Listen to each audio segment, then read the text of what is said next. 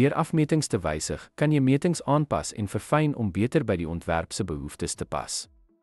Verbeter leesbaarheid. Hierdie proses is noodsaaklik om te verseker dat alle dimensies akkurate en relevante inligting kommunikeer.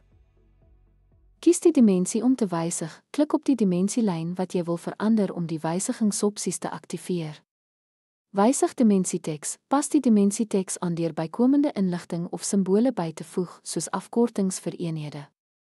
Pas lynplasing aan, gebruik die grepe op die dimensielyn om die posisie daarvan aan te pas vir optimale leesbaarheid en belyning met ander elemente.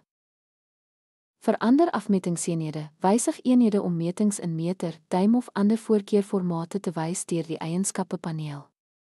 Pas dimensieoorskrywings toe, voeg handmatige waardes by indien nodig vir elemente wat nie presies met die aanvanklike meting ooreenstem nie.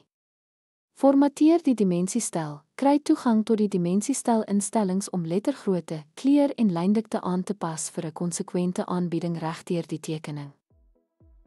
Deur afmetings te wysig, kan persoonlike en duidelike metings gemaak word, wat die tekening meer toeganklik maak vir almal wat by die projek betrokke is.